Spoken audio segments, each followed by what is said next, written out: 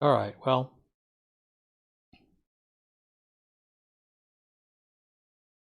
I don't know. I got that light on in the back. It's probably not good.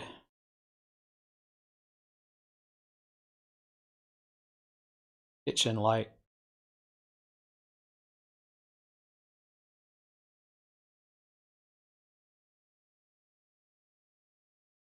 I could turn it off. I'll probably do that. Sure. Sure, let's try it.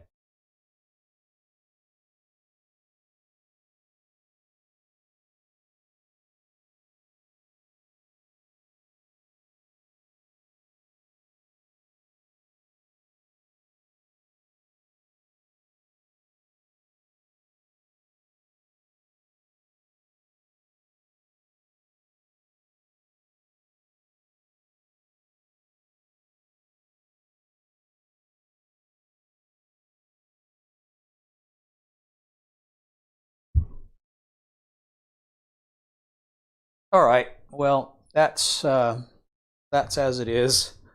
Um, I've got a light. Let's see here. Got some wires going here.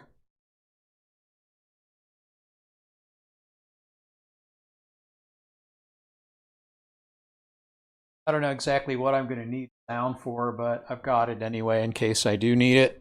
And I don't know.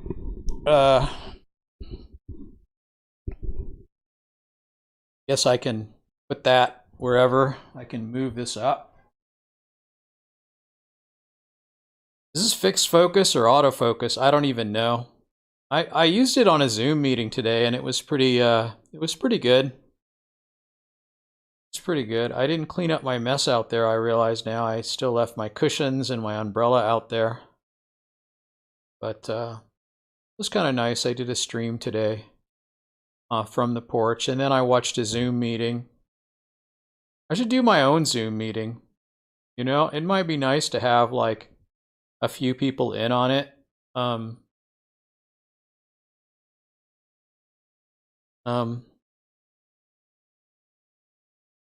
Few people. It'd kind of be neat if there was like a Zoom meeting that went 24 hours a day. That would be kind of neat. I don't know. Zoom is a pretty good tool. I know there's a lot of concerns about it, but I don't know. I think it's okay. I mean, who knows, but who knows, but um I'm just going to say I am streaming, right? Yeah, I am. Guess it looks like I am. Um I don't know. I'm just sitting here. Uh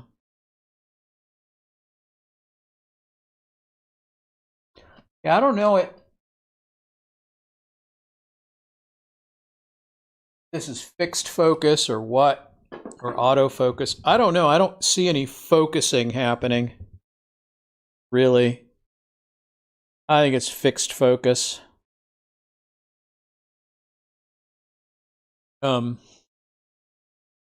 Nothing changing in the background or the foreground. So it's your classic tiny, tiny, weeny little laptop uh, webcam.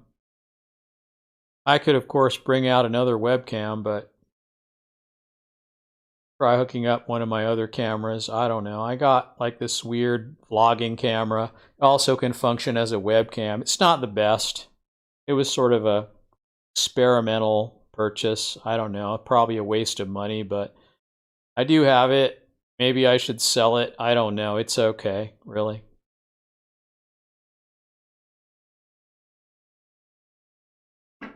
But I'll keep it, I guess. I don't know. I don't really have much use for it. But I don't know. I think like your best cameras are your old phones. If you want to do something like that, but I don't know. I think I've pretty much maxed out my I have one over here. So yeah. All right. Uh,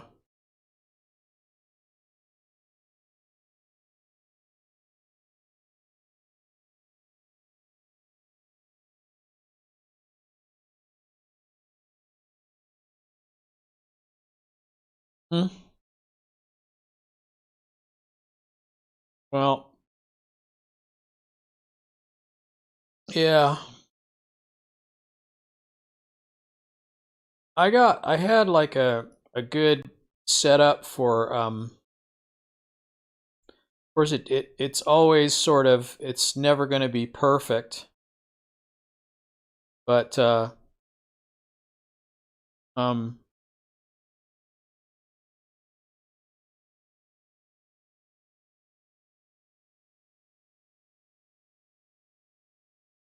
yeah. Um well, let's have a look here how to get this well,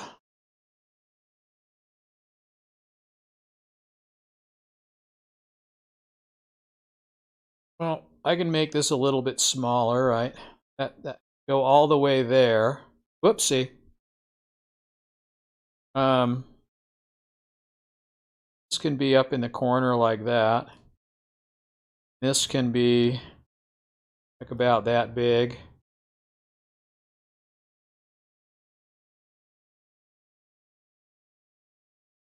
Uh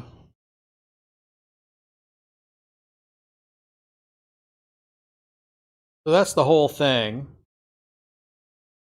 So basically I could just move that up until it occupies the thing, and then I've got like a client area. Got like a client area browser then. So yeah, sure with the hay. Okay.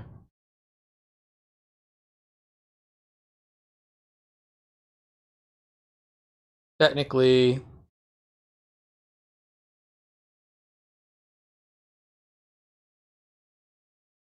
um,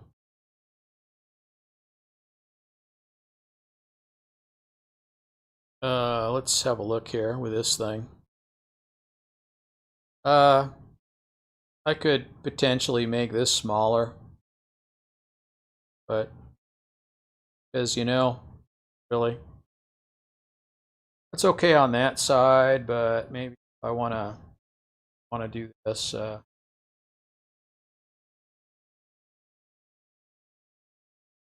Since it's so small area, I can make this bigger than like that.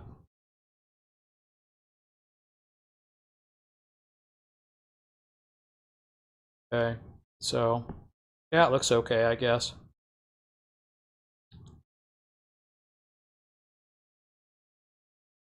Yeah, I'm not really sure.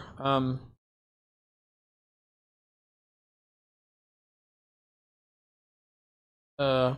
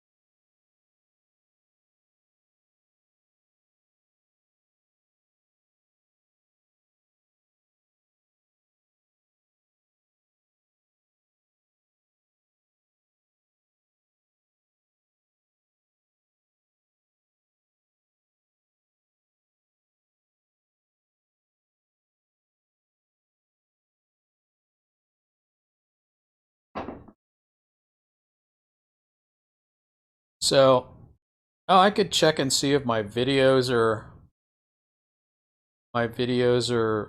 done processing, I guess. Let's have a look. I bet you they're not. This still says process and publish. They're going to sit for hours. I believe it's never going to process. I'll have to upload them again.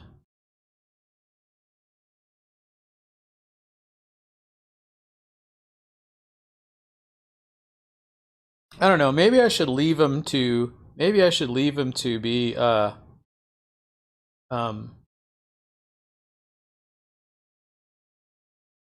Maybe I should leave them to be. I don't know. I don't know what I'm saying now. Maybe I should leave them to be processed. You know, like not have them be published immediately and just publish them later after they're done processing. That would probably make more sense. I don't know. BitChute is still very buggy. So it's not really.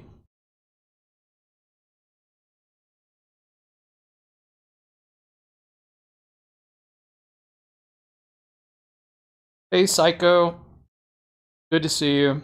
On Mixer. That's where I'm usually getting people lately. I'm streaming on like 5 platforms, but most of the people who pop in are on Mixer.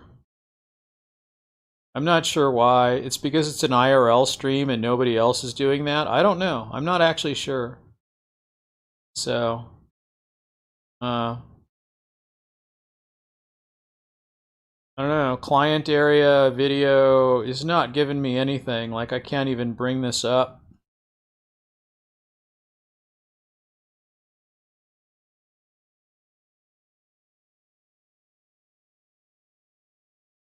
Yeah, it's 2 videos here, and if I bring them up, it just says process and publish, and I don't know. It looks like I'm going to have to do them again. I don't know. Let's click save on it. Maybe that'll help. I doubt that's going to make any difference. But which one is this? Is this the living room stream? Yeah, and then the other one is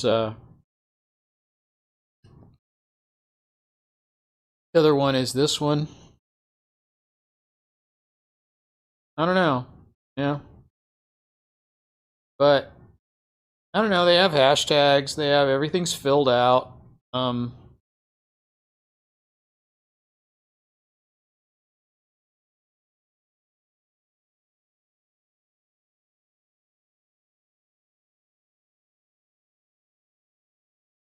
don't know, maybe the thumbnail is maybe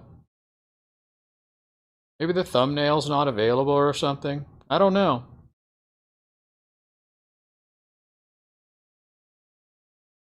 Oh, I see. Well, yeah, I was just I uploaded a couple of videos and then and they're still sitting there in processing, so it's been a while now. I'm assuming that they're probably not going to process. But you just never know with BitChute. It's very unpredictable. I've had better luck. I don't know. Like if you go to your actual videos in your, you know, like videos that you've actually done, like this one here is one I did. I'm not gonna let it play. Okay, but well, I could let it play, but it doesn't matter. If you go into settings, you'll see the thumbnail is there, and you know, all the information's there. But under processing, like the videos that show the thumbnail, so it's like I have these on YouTube also, but I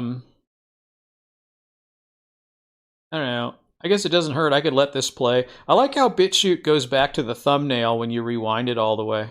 I think that's actually a nice thing. So I could play this, I guess. bitchute.com/curvycom.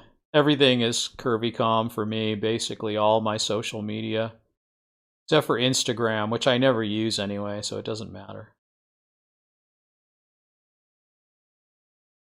Maybe if I use Instagram, I'll talk about that one, but I don't know. I have a launch page, but I haven't even bothered to launch anything or put anything on there yet. I think that's probably good that I should do that, but I don't know. Anyway, I'll play this with the hay.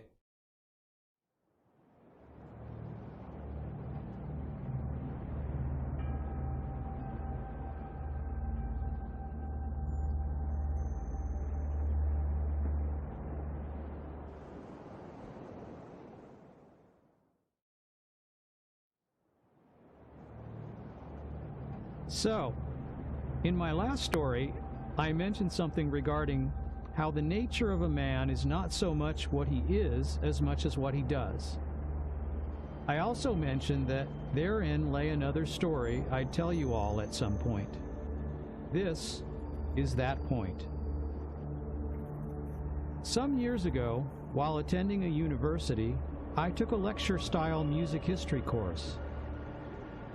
I was a little nervous about it because, at the time, I had a very high grade point average, and I have, in the past, not been so good at passing courses which had non-interactive style content. But it was part of the degree program in which I was involved, so it was more or less a required course I needed to complete at some point. Now, before I get into that, let me turn back time a few decades and give you some background. In all the schooling in which I had ever been involved, I had never taken notes. I had instead always preferred to listen intently to the lecture and think about what I was hearing. Now, maybe that was laziness, or just a desire to pay attention to the lecture. I'm not really sure. Doing this, I had never gotten better than a C as a grade in a lecture-style course, and in what I thought of as an unrelated note, years later, I always retain quite a lot about any such course, even though I took no notes. People I know well have always marveled at how much I retained of very difficult material many years later, even if it was information I didn't engage with in my life that often.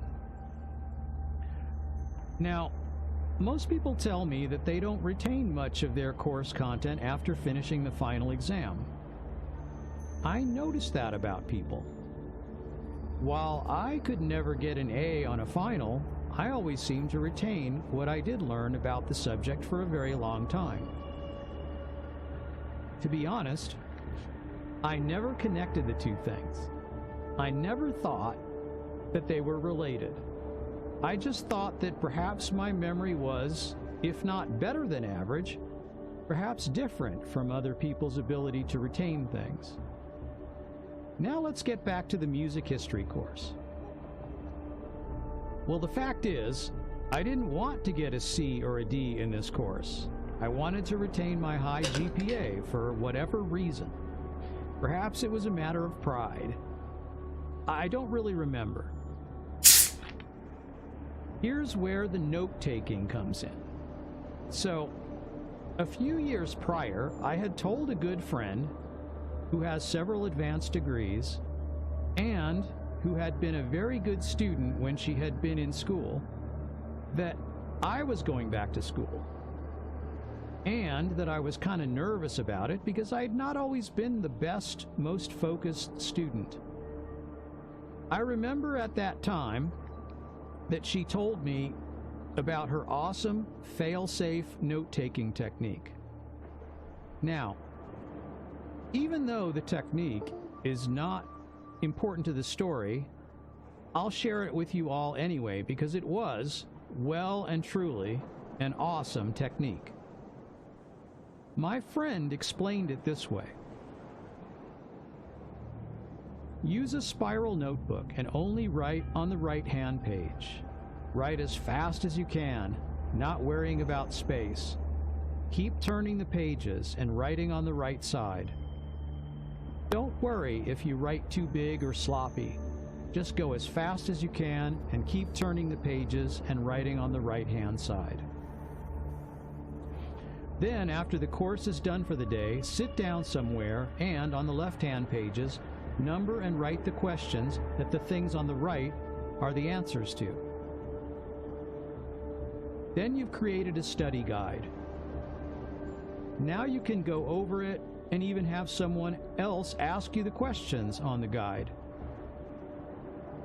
In doing this, she was able to retain the answers to some questions that other students didn't even realize were going to be included on the various tests or the final exam.